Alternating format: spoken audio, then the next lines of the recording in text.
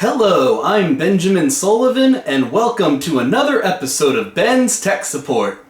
Well, it's only a few days till Christmas, so I'm wearing my Ghostbusters Stay Puft Marshmallow Man Christmas sweatshirt. Remember this big guy? This is my main gaming desktop, the one I call Beast. I've made several episodes of Ben's Tech Support where Beast was the main subject of the tutorials. I used him to show you how to upgrade your RAM, how to upgrade your video card, and how to upgrade your power supply. And as you can see, all of those upgrades were successful. Beast is still running very well and plays games beautifully. Now, what all of those upgrades had in common, besides the fact that they were all RGB, is that they were all internal upgrades. Internal means they were all upgrades that were done inside the computer case. So, today's episode is going to be all about external upgrades, which means everything on the outside of the case. So, in this episode of Ben's Tech Support, I'm going to show you how to upgrade the monitor, keyboard, and mouse on a desktop computer. Before I explain exactly why we're going to upgrade the keyboard, monitor, and mouse, and exactly how I'm going to go about the process, let's take a quick before look. Okay, so here's the before look, before we do any external upgrades. So you can see I have a keyboard and a mouse that both have colorful lights, and there's the monitor. All three of these are going to be receiving upgrades. Let's start with the reason for upgrading the keyboard. The keyboard that I currently have works just fine, but it's not a mechanical keyboard. You're probably wondering what a mechanical keyboard is, how it's different from a regular keyboard, and the reason for upgrading to a mechanical keyboard. Well, allow me to explain. A mechanical keyboard is a keyboard that uses an individual spring and switch for each individual key. A mechanical keyboard is a keyboard that has an individual spring and switch for every key, while a standard keyboard, also known as a membrane keyboard, like this one, has a large thin layer of either rubber or silicone between the keys and the circuit board. Although mechanical keyboards are typically more expensive than membrane keyboards, they have a lot of advantages. For one, mechanical keyboards are way more durable, which means they're built to last a long time. They are built to handle millions of keystrokes, so a mechanical keyboard can last you for years without breaking or having any issues. So that means mechanical keyboards do not fail as often as membrane keyboards. Mechanical keyboards are also more responsive than membrane keyboards, meaning the keys register your keystrokes at a faster rate, which is why gamers and programmers prefer mechanical keyboards. Mechanical keyboards are also more accurate, meaning there are fewer chances of a missed keystroke even when you're pressing multiple keys simultaneously. Mechanical keyboards also offer a more satisfying typing experience because of the springs that allow the keys to pop up quickly after being pressed, and it also results in a nice clicking sound similar to the sound of an old typewriter. And on top of that, mechanical keyboards are also more customizable and easy to repair. So the only major disadvantage to a mechanical keyboard is they can be pricey, but when you look at all the advantages, I say it's a worthy investment. Well, I got lucky. I was looking on OfferUp for mechanical keyboards, and I found a used one for only $20. Now, even though it's used, it still looks brand new, and I already tested it on another computer, so I know it works. So, this is going to be Beast's new mechanical keyboard. Now, let's talk about the mouse. Beast already has a gaming mouse that works just fine, so it doesn't need to be replaced. However, that mechanical keyboard that I bought came with a brand new matching mouse. Yeah, can you believe I got this keyboard-mouse combo for only $20? So even though the old mouse is working just fine, I might as well replace it with this one because we're going to replace the keyboard, and since this is a matching mouse, I feel like it would look better with this keyboard.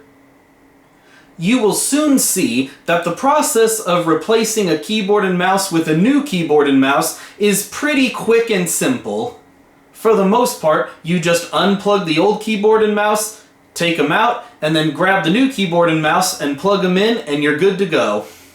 So, I really didn't want to make a video just on replacing the keyboard and mouse because I felt like it would have been a little too short and a little too simple. So, that's why I decided to include one more external upgrade in this episode, and that will be an upgrade to the monitor. So, last but not least, let's talk about the monitor. Now this monitor is a nice 24-inch monitor with a high refresh rate, 240 Hz, it's HDMI, and as you've probably seen in some of my other videos, it makes games look beautiful. So it's working just fine and doesn't really need to be replaced. But there is one thing I don't like about this monitor, and it's an issue with the stand. So right here, this is the original stand that came with the monitor, and as you can see it works, it does its job, but the problem is, with the original stand, you're very limited with how much you can adjust this monitor. For example, there's no way to adjust it vertically, like if you want to move it up or down, you can't. It's fixed into this one position. There's also no way to rotate it, so if you want this monitor to be rotated, if you want it in portrait mode instead of landscape mode, there's no way to do that either.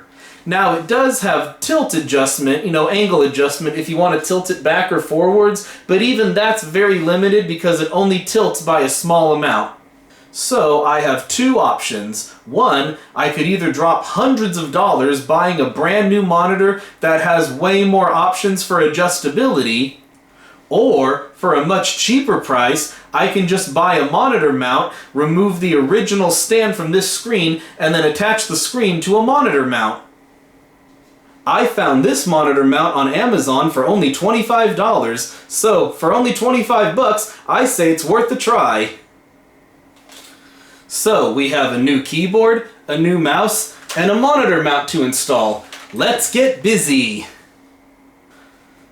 I'm going to do the keyboard and mouse first, so that will start in just a few seconds, but if you would like to skip over the keyboard and mouse and go straight to the monitor mount, you can do so by skipping to this point into the video.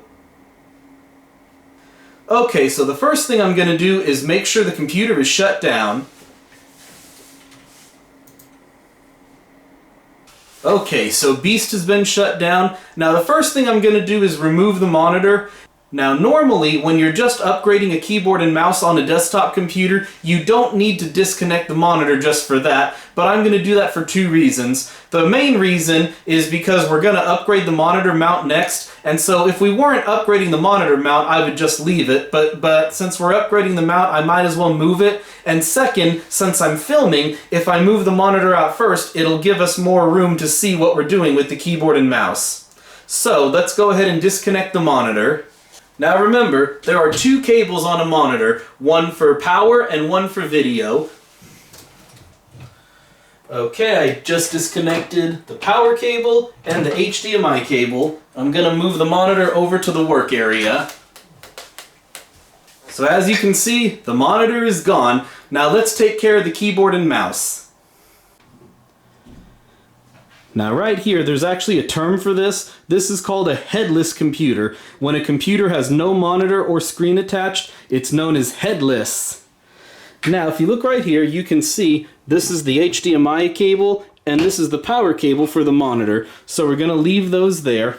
Now normally when you're installing a keyboard or a mouse, most of the time you just take the cables and you plug the cables into USB ports on the back of the computer case. My setup's a little bit different. You can see that I actually have my keyboard and mouse going to a powered USB hub, and I'll go more in detail about that in a different video, but basically the reason I do that is not only because it makes it easier to unplug the keyboard and mouse if I'm troubleshooting, but also because by having a USB hub there, it gives me more USB ports in the back. I have more available ports in the back if I need to use things like printers or external hard drives, things like that. But anyway, let's go ahead and disconnect the keyboard and mouse. So pretty simple, we just trace the cables. The keyboard and mouse are these two right here. So I'm going to go ahead and unplug both of these from the USB hub. And now that they're unplugged, I'm going to go ahead and move them out. Okay, so the keyboard and mouse have been disconnected. Now let me show you a little trick when it comes to keyboard and mice with cables. Here's what I do, just to make things easier. Here's the wire. Let's go ahead and fold it in half like this. Fold it in half one more time. And then, notice how it's a lot shorter, and now we can tie a knot in it. This is just my way of wire management. And now we'll do the same thing for the keyboard. In half, fold it in half again, and then tie a knot. And there we go. Okay, I'm going to move these aside. And here's the new keyboard and mouse. So basically the same process, but in reverse. I'm going to go ahead and untie the wires. Same knot as what I did in the previous ones. So just untie it.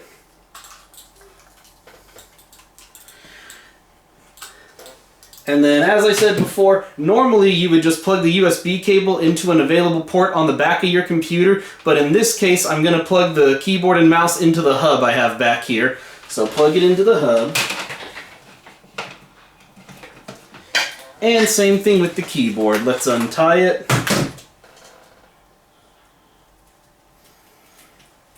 And then plug it into the hub.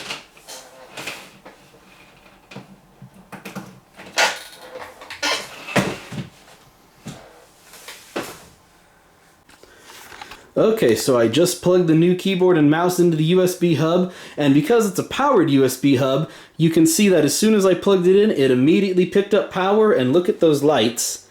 And now mechanical keyboards are generally more customizable than membrane keyboards, so I'm pretty sure this keyboard you can change the color of the lights with one button. Let's see if it works. Ooh, let's try it again. Ooh.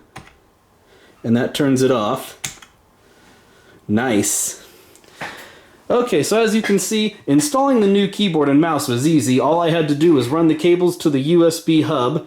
So now, let's go ahead and take care of the monitor.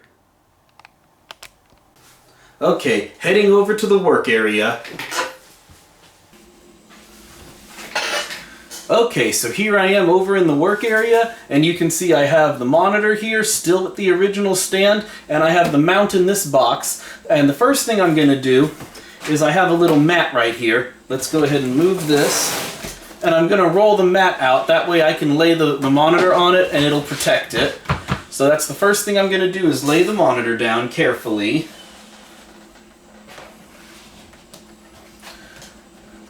Okay, so now that I have the monitor laying down, I'm going to go ahead and remove the original stand. Let me move the camera so it's easier for you to see what I'm doing. Okay, so right here you can see that I have the monitor lying face down on the mat on the table. And if you look right here, this is the original stand, and there's two holes right here. There are two Phillips head screws, one in each hole, so I'm going to need to get a screwdriver to take those screws out. Here's one right here, Phillips head screwdriver. Let's go ahead and take both screws out.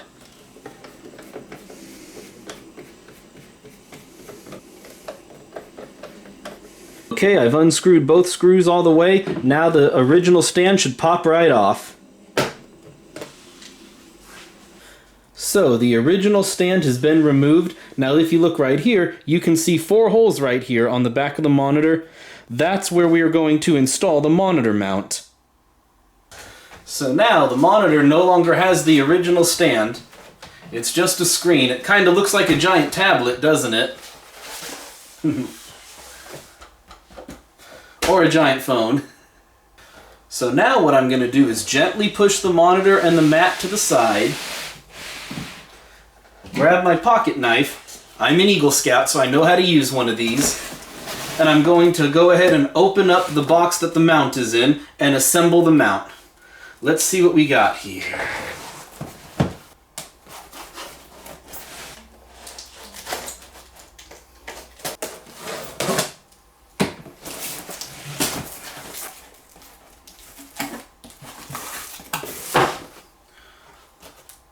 Okay, so I got the box open. Let's go ahead and put this stand together. Okay, so let's take a look at what's inside the box. This is the long piece. I'm guessing this is probably the neck of the stand. And I'm guessing this right here is probably the base. Let's go ahead and open this up. So it looks like somehow this attaches like this. That's a starting point, right? When in doubt, you can always turn to the instruction manual to know what to do. So, after reading the instructions in the manual, I was able to get the monitor mount built. So let's take a look. So here it is. Here's the mount right here. Here's the neck. Here's the base. And then right here, this is where the monitor is going to mount. So now let me show you the next step. This little piece right here is called a butterfly bracket because it kind of looks like a butterfly. So the way it works is here's the mount right here, and notice how it just kind of slides in and locks into place. So what we do is this is the part that actually mounts to the back of the monitor. That way the monitor will lock in place when we attach it to the mount. So let's go ahead and do that next. Okay, so here's the back of the monitor, and here's the butterfly bracket. And if you look right here, you can see these 4 holes right here. We're going to line them up with the 4 holes on the butterfly bracket. So the butterfly bracket is lined up with the holes on the back of the monitor. And right here, here's the screws and washers that came with the mount and our handy dandy screwdriver. So we're almost done.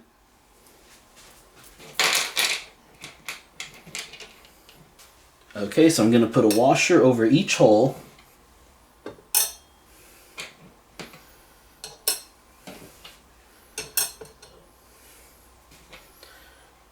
So we have the washers lined up with the holes. Let's go ahead and get these screwed in.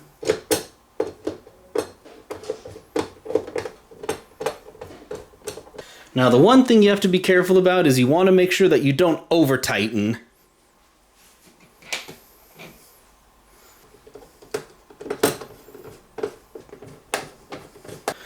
Okay, so all 4 screws have been in place. So the butterfly bracket has been successfully attached to the back of the monitor. Now let's see how well it attaches to the mount. Okay, so here's the monitor mount that I put together. And here's the monitor with the butterfly bracket attached to the back. So if everything goes well, I should just be able to slide it onto the mount and it should be an easy install. Let's give it a try. So here's the mount right here. I'm going to go ahead and face it this way. So this is the back right here. And now let's see, if I take the monitor, I should be able to just slide it on like this. And it should just lock in place. Alright, let's turn it around. It worked! There it is, the same monitor but with a brand new stand, which will offer much more adjustability. Now let's go ahead and put it back where it belongs.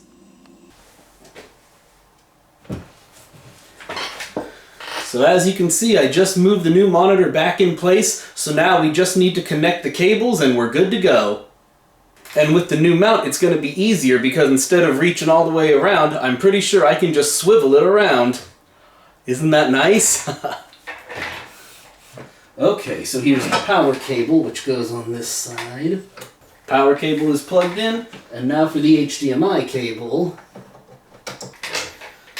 Being able to swivel it around made it a lot easier to plug the cables back in. Now let's swivel it back. I like it already. Okay, let's fire the beast up. So far so good. Now let's get a closer look so we can compare the before and after. Okay, so here's the before look. Now this is the after setup.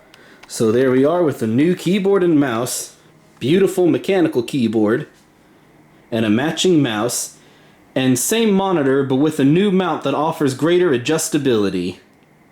Okay, it looks like everything was a success. We've got the new keyboard, the new mouse, and the monitor on a new mount. And I have an idea. Just for fun, how about we play a quick game? I mean, after all, it is a gaming machine, right? Even though this is a high-end system that'll play just about any game, it's got 64 gigs of RAM and a 3080 Ti, I know exactly which game I'm gonna play right now. the original Doom, and I'll tell you why. Believe it or not, the original Doom was released in December of 1993, and it's now December of 2023, so it's been 30 years since the release of Doom. I can't believe it's been that long. I remember playing Doom when I was little, and I'm 34 now, so yeah, it's pretty crazy. So to celebrate 30 years of the original Doom, let's give it a go.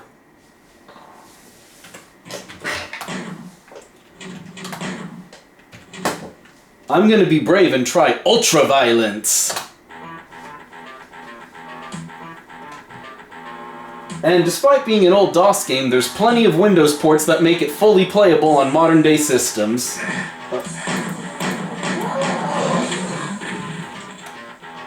Okay, got my shotgun.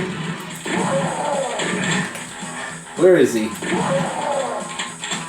And it's hard to believe that in the original Doom you couldn't even jump. You couldn't jump and you couldn't aim up and down either. You could only look left and right.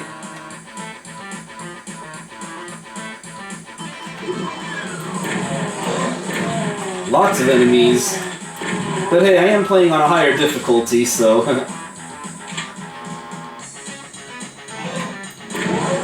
There we go.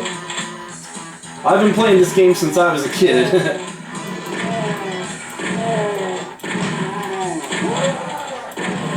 And there's the fireball, guys. It's hard to believe that after 30 years, this game is still just as fun to play as it was years ago, and to this day, there are still people who make custom maps and custom mods for this game. Let's go ahead and go outside and get some health.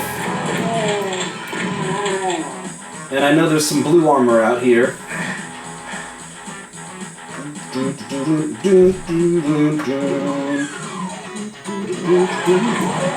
And we made it to the exit, almost. Now remember, don't stand right next to one of those barrels when you shoot at it, it'll kill you.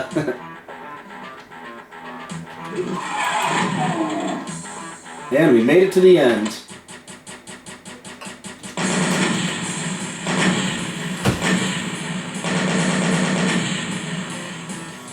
Well, thank you very much for watching this video. I hope you found it very informative. If you like what you see, go ahead and click on that subscribe button. Have a great day, everyone, and a Merry Christmas!